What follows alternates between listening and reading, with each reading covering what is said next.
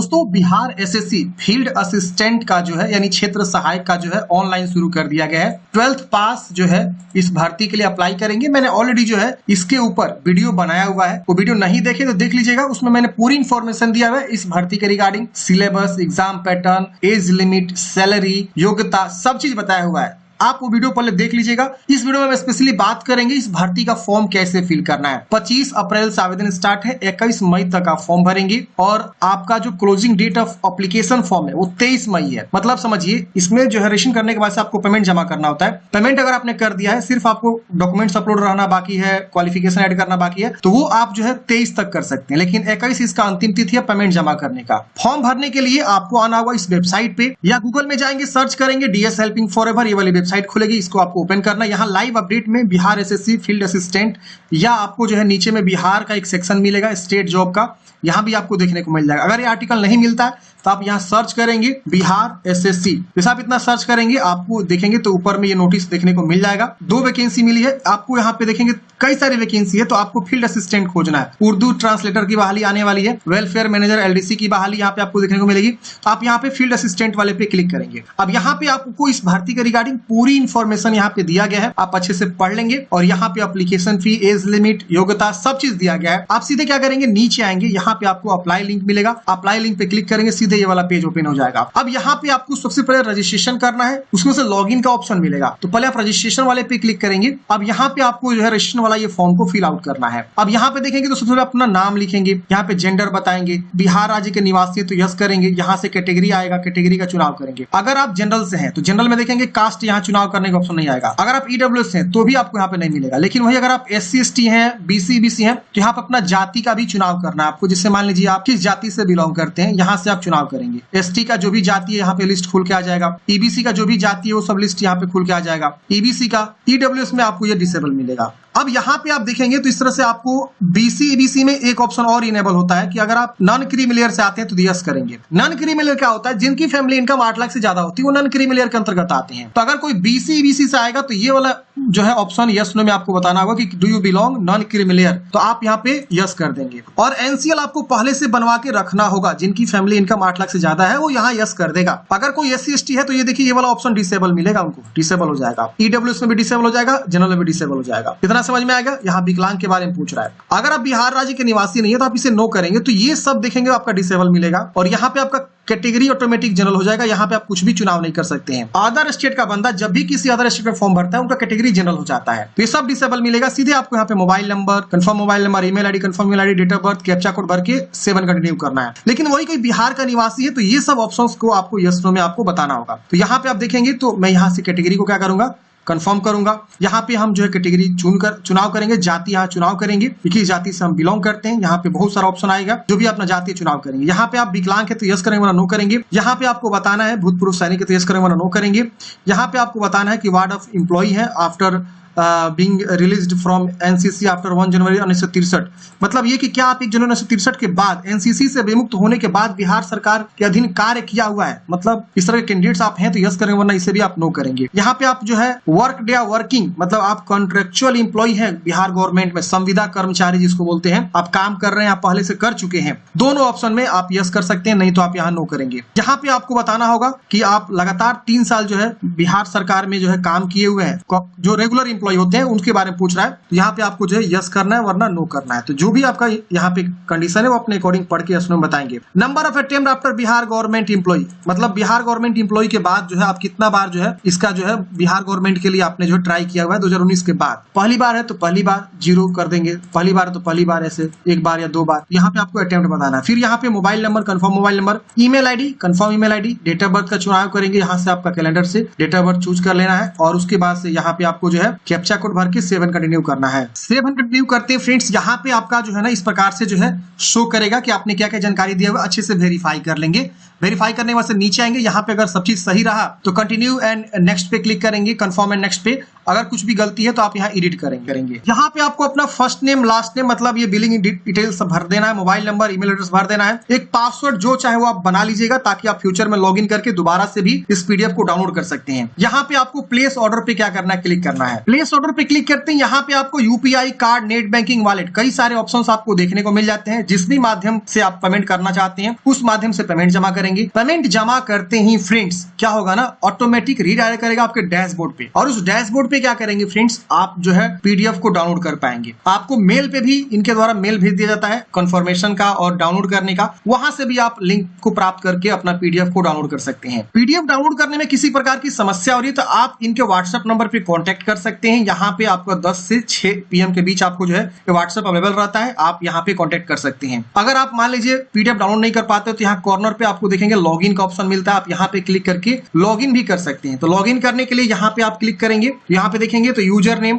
में email address और password और लॉगिन करेंगे। आप डैशबोर्ड पे जाके अपना पीडीएफ को डाउनलोड कर सकते हैं, जब चाहे तब डाउनलोड कर सकते हैं, जितना बार चाहे उतना बार डाउनलोड कर सकते हैं। तो ये पीडीएफ नोट्स आप आसानी से जो है डाउनलोड कर सकते हैं। मैंने आपको जो है लिंक डिस्क्रिप्शन बॉक्स में प्रोवाइड कर दिया है। इस भर्ती के लिए रामबाण साबित होने वाला पीडीएफ नोट्स, जीके जीएस का पोर्शन जो है आपका आसानी से जो है क्लियर हो जाएगा। आप आसानी से जो है जीके जीएस की तैयारी जो है कर सकते हैं इस पीडीएफ नोट्स के थ्रू। अब चलिए समझते हैं। तो मैंने यहाँ पे आपको जो है कंफर्मेशन तक बता दिया था जानकारी। अब यहाँ पे आप अच्छे से वेरीफाई कर लीजिएगा। अगर आपको यहाँ लग रहा है गलती है कुछ भरने में तो एडिट करेंगे, नहीं तो कंफर्म है नेक्स्ट पे क्लिक करेंगे, ओके करेंगे। ओके करते ही आपका यहाँ रजिस्टर नंबर मिल जाता है, पासवर्ड मिल जाता है, इसे आप नोट कर लेंगे और यहाँ पे आप जो है लॉगिन का बटन इस पे क्लिक करके लॉगिन करेंगे। लॉगिन पे क्लिक करते हैं यहाँ रजिस्टर नंबर लिखना है, पासवर्ड लिखना है, ये कैप्चा कोड भरना है और लॉगिन पे क्लिक करना है। लॉगिन करते ही फ्रेंड्स आपका डैशबोर्ड ओपन हो जाता है। ये 7 स्टेप्स आपको जो है अब कंप्लीट करने हैं। पहला स्टेप पर्सनल डिटेल्स, दूसरे स्टेप में पेमेंट, एजुकेशनल क्वालिफिकेशन, चौथे स्टेप में फोटो सिग्नेचर, लाइव फोटो भी अपलोड करना है, सर्टिफिकेशन अपलोड करना है और लास्ट में आपको प्रिंट आउट मिल जाएगा। तो इस 7वें स्टेप को कंप्लीट करके बताएंगे, बस आप वीडियो तो लास्ट तक देखिए। अब यहाँ पे आपको क्या करना है, अपना फादर्स नेम या मदर्स नेम, यहाँ डोमिसाइल सर्टिफिकेट यहाँ पे आपको बताना है कि आपने कब डोमिसाइल बनवाया हुआ है। अगर आप बिहार के निवासी हैं तो अपना डोमिसाइल सर्टिफिकेट देना होगा। तो आप जो है फॉर्म भरने से पहले का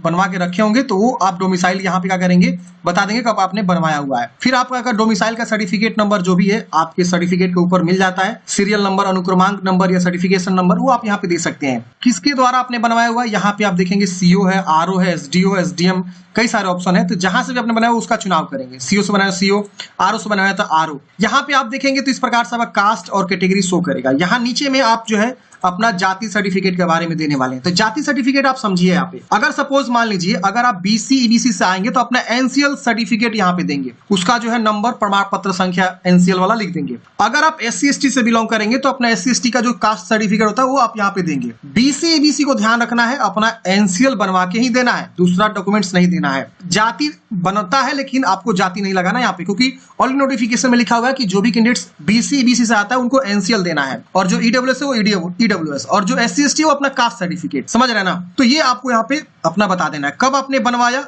इसको आपको चुनाव करना है, और यहाँ पे किसके द्वारा बनवाया वो चुनाव करना है, इस तरह से। तो ये जो है आपको इस तरह से क्या करना है बता देना है। आ गई बात समझ में। अब यहाँ पे आपको नीचे आएंगे तो यहाँ मोबाइल ईमेल शो होता है। ये वार्ड ऑफ फ्रीडम फाइटर है तो यस करेंगे, वरना इसे आप नो करेंगे। अगर आप यस करेंगे तो उसके अकॉर्डिंग यहाँ जानकारी भरना होगा, यहाँ पे नहीं तो नो करेंगे तो डिसेबल हो जाएगा। नेशनलिटी बताना है, आपके पास आधार कार्ड है, यस करेंगे, आधार संख्या लिख देंगे। आईडी प्रूफ में आप क्या देना चाहते हैं, आधार कार्ड ही देना चाहते हैं तो आधार कार्ड चूज करके आधार संख्या यहाँ पे लिख देंगे 12 डिजिट का। अगर आप वोटर आई कार्ड देना चाहते हैं वोटर आई कार्ड की संख्या लिखेंगे, पेन कार्ड देना चाहते हैं पेन कार्ड की संख्या लिखेंगे। कोई एक आईडी प्रूफ चूज करके उसका संख्या लिख देना है। बॉडी में पहचान, उम्मीदवार के बॉडी में क्या पहचान, जैसे तिल का निशान, कटा का निशान, जला का निशान, कुछ भी हो सकता है।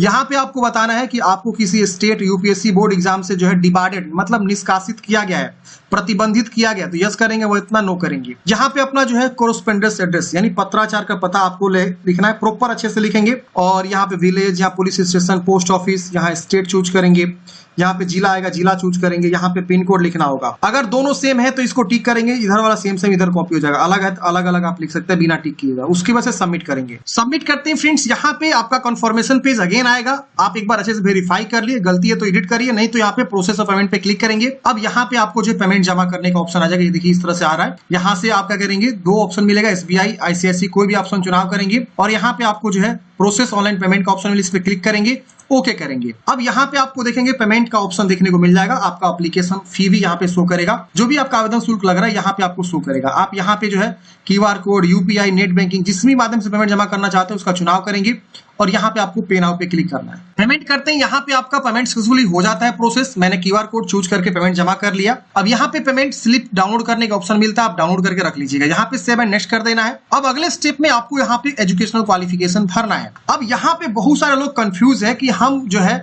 किस विषय से पढ़ाई किए हैं तो फॉर्म भर सकते हैं, वो देख लीजिए, यहाँ पे समझ लीजिए। यहाँ पे आप देखेंगे तो पहले आपको 10वीं के बारे में बताना है। 10वीं का सारा सब्जेक्ट का नाम लिखेंगे। मान लीजिए आपने हिंदी पढ़ा, मैथ पढ़ा, साइंस पढ़ा, तो जो भी आपने विषय पढ़ा वो आप यहाँ पे लिख देंगे और बारी बारी से सबको लिखना है। ये नहीं कि कुछ छोड़ देंगे। एसएसटी पढ़ा, इंग्लिश संस्कृत है, तो जो भी आपने पढ़ा उसको आप यहाँ पे अच्छे से लिख देंगे, ठीक है ना। थोड़ा स्पेलिंग यहाँ पे आप लोग देख लीजिएगा सही से, मेरा स्पेलिंग थोड़ा गड़बड़ होता है। अब यहाँ बोर्ड का नाम लिखेंगे, यहाँ पे टोटल मार्क्स, ऑब्टेन मार्क्स, यहाँ पे आपका सर्टिफिकेट का सीरियल नंबर या मार्कशीट नंबर जो भी आप यहाँ पर लिखेंगे। कब आपने उत्तीर्ण किया मैट्रिक, यहाँ से आप कैलेंडर से चुनाव करेंगे और अपना मैट्रिक उत्तीर्ण का वर्ष यहाँ पे चुन कर लेंगे, ठीक है ना। ये सर्टिफिकेट पे सब होता है, मार्कशीट के नीचे में लिखा रहता है। सही से लिखना है, गलती नहीं करना, क्योंकि यही डीवी में आपको मांगा जाता है कि ओरिजिनल डॉक्यूमेंट्स दिखाइए, सर्टिफिकेट नंबर, ये पासिंग रेट सब अच्छे से मैच होता है, मैच वो लोग करते हैं। अब आती है यहाँ पे 12th के बारे में। यहाँ पे आईएससी या 10+2 साइंस यहाँ पे बोला गया, तो यहाँ पे देखेंगे दो ऑप्शन आ रहा है। एक आ रहा है आईएससी इंटरमीडिएट ऑफ साइंस का ऑप्शन आ रहा है, एक आ रहा है डिप्लोमा इन एग्रीकल्चर। यानी आपने डिप्लोमा इन एग्रीकल्चर किया तो ये ऑप्शन चुनाव करेंगे और बोर्ड का नाम उसके अकॉर्डिंग जानकारी भरेंगे। अगर आपने आईएससी किया तो आईएससी चुनाव करेंगे और यहाँ पे आईएससी का जितना विषय है आप यहाँ लिखेंगे, फिर यहाँ पे बोर्ड का नाम, फिर यहाँ पे total marks, obtain marks, percentage और यहाँ पे ऑटोमेटिक सर्टिफिकेट और परसेंटेज ऑटोमेटिक आ जाएगा। जैसे मान लीजिए हम यहाँ पे 500 लिखे या 300 लिखे और देखिए परसेंटेज आ गया, तो आपको बताना है कितना में कितना मार्क्स मिला है, ऑटोमेटिक परसेंटेज आ जाएगा। यहाँ पे सर्टिफिकेट नंबर या अंक पत्र संख्या लिखेंगे और यहाँ पे आपको क्या करना है फ्रेंड्स, ये जो है सर्टिफिकेट इशू डेट आपको चूज कर लेना है। फिर यहाँ पे आपको सबमिट कर देना है। सबमिट करते हैं यहाँ पे प्रीव्यू आएगा, प्रीव्यू को चेक करिए, उसके बाद से आपको सेव एंड नेक्स्ट कर देना है। आपका यहाँ पे अगला स्टेप खुल के आ जाएगा। अब यहाँ पे आपको फोटोग्राफ अपलोड करनी है, तो passport size recent colour passport size photo 20 से 50 KB के बीच होना चाहिए और 200 बाई 230 पिक्सल का। यहाँ पे आपको इंग्लिश सिग्नेचर, यहाँ पे आपको हिंदी सिग्नेचर अपलोड करना है। तो ये बेसिक सा जानकारी है, आप आसानी से कर लीजिएगा। मुझे नहीं लगता यहाँ पे आपको दिक्कत होगी। आप यहाँ चूज करेंगे, शो कर देगा, उसके वजह से सबमिट कर देंगे। फोटो सिग्नेचर अपलोड करने के बाद से यहाँ पे आपको शो हो जाता है। अब यहाँ पे अगर गलती लग रहा है कि आपको री अपलोड करना है तो आप यहाँ से री अपलोड कर सकते हैं, नहीं तो आपको सेव एंड नेक्स्ट करना है। देखिए हर स्टेप में यहाँ पे जो है ना इन्होंने दिखाया हुआ है प्रीव्यू पेज, ताकि आपसे गलती कम हो। अब यहाँ पे आपको लाइव फोटो जो है खींचना है, तो लाइव फोटो के लिए आपका जो है बैकग्राउंड बिल्कुल एक जैसा होना चाहिए और कोशिश करना है कि कोई बढ़िया सफेद बैकग्राउंड में चाहिए। जैसा आप अगले स्टेप में आएंगे, यहाँ पे आपको जो है ना इस तरह से कैमरा अलाउ करने का ऑप्शन आएगा, तो यहाँ पे allow while visiting this site, इस पे क्लिक कर देंगे, आपका कैमरा ऑन हो जाएगा। जो भी आपका पीसी है उसमें कैमरा जो लगा, आप देखिए इस प्रकार से मेरा जो है कैमरा ऑन हो गया। अब हम क्या करेंगे, सामने इसके खड़े होंगे और ध्यान रखना पीछे जो बैकग्राउंड आ रहा है ना उस व्हाइट होना चाहिए। तो मेरे केस में देखेंगे व्हाइट है, तो हम क्या करेंगे व्हाइट बैकग्राउंड में चले जाएंगे। और देखिए मेरे केस में एक ऊपर में कुछ यहाँ पे ऑब्स्टिकल आ रहा है, तो ये नहीं आना चाहिए, ठीक है ना। इस चीज को आपको क्या करना है जो है हटा लेना अगर आ रहा है तो, ठीक है ना। मैं डेमो के द्वारा फॉर्म भर रहा हूँ तो मुझे कोई दिक्कत नहीं है, तो आप इसको विशेष ध्यान देने हैं। व्हाइट बैकग्राउंड में साफ सुथरा, तो हम क्या करेंगे सामने से ऐसे जो है हो जाएंगे और उसके बाद से टेक फोटो पे क्लिक करेंगे। देखिए टेक फोटो पे क्लिक करते ही इस तरह से फोटो आ जाएगा। अब हम क्या करेंगे सबमिट करेंगे, ओके करेंगे, हमारा फोटो जो है सबमिट हो गया। ये देखिए आ गया। अगर आपको लग रहा है कि गलत हमने अपलोड कर दिया, बाल कट गया, चेहरा कट गया, तो री अपलोड का भी ऑप्शन है। अब आप यहाँ पे सेव एंड नेक्स्ट कर देंगे। अगर आपको लग रहा है गलती है तो री अपलोड कर सकते हैं, यहाँ पे सेव एंड नेक्स्ट करेंगे। अब यहाँ पे आपको देखेंगे तो इस प्रकार से जो है आपको 10th का मार्कशीट, फिर आपको यहाँ पे जो है 10th का सर्टिफिकेट और 12th का मार्कशीट, 12th का सर्टिफिकेट और यहाँ पे आपको जो है एक आईडी प्रूफ जो आपने फॉर्म भरते समय दिया, जैसे वोटर पैन जो भी आपने दिया, आधार दिया, उसका एक आईडी प्रूफ। और उसके बाद से यहाँ पे कास्ट सर्टिफिकेट, अगर आप SC/ST है तो कास्ट सर्टिफिकेट आएगा, अगर आप BC/BC रहेंगे तो यहाँ पे आपको NCL आएगा अपलोड करने के लिए, अगर आप EWS रहेंगे तो EWS आएगा। तो ये सब आपको अपलोड करना है। अदर स्टेट में क्या होगा कि ये बिहार डोमिसाइल और कास्ट ये हट जाएगा आपका, सिर्फ आपको valid photo ID proof, 10th 12th का जो है मार्कशीट और सर्टिफिकेट आपको अपलोड करना होगा। अगर आप यहाँ पे जनरल रहेंगे, बिहार के निवासी, तो सिर्फ आपको डोमिसाइल आएगा, ये कास्ट वाला ऑप्शन हट जाएगा। ये सब आपको डॉक्यूमेंट्स यहाँ पे आपको अपलोड करने का आएगा। तो हम क्या करेंगे बारी बारी से चूज करेंगे और सबमिट करेंगे। और ये 1 MB से कम होना चाहिए, 50 से 1 MB के बीच होना चाहिए। आपको ये सब जो है PDF में अपलोड करना है सारा का सारा। आप JPG से PDF कन्वर्ट कर सकते हैं, इसका एक हमने कई बार बताया हुआ है, आप गूगल में सर्च करेंगे JPG टू PDF, आपको मिल जाएगा साइट, वहां से आप कन्वर्ट कर सकते हैं। तो चलिए हम इसे चूज करके सबमिट करेंगे। डॉक्यूमेंट्स अपलोड करने के बाद से फ्रेंड्स यहाँ पे आप देखेंगे तो आपका सारा डॉक्यूमेंट्स अपलोड हो जाता है। यहाँ पे आपको जो है रीअपलोड करना है तो आप रीअपलोड कर सकते हैं, वरना आप इसे व्यू पे क्लिक करके देख सकते हैं। फिर आपको डिक्लेयर करना है, फाइनल सबमिट का ऑप्शन मिलेगा, ओके करेंगे, आपका फॉर्म फाइनल सबमिट हो जाएगा। और यहाँ पे आपको रजिस्ट्रेशन आईडी पासवर्ड मिलेगा, इसे नोट करके अपने पास सुरक्षित रख लेंगे। और यहाँ पे प्रिंट एप्लीकेशन स्लिप का ऑप्शन मिलेगा, इस पे क्लिक करेंगे, आपको इस प्रकार से प्रिंट देखने को मिल जाएगा। प्रिंट आउट निकाल के अपने पास हार्ड कॉपी सुरक्षित जो है रख लीजिएगा। तो इस तरह से हमने बात किया कि क्षेत्र सहायक में जो वैकेंसी निकाली गई है ना, उसके लिए आपको कैसे फॉर्म को अप्लाई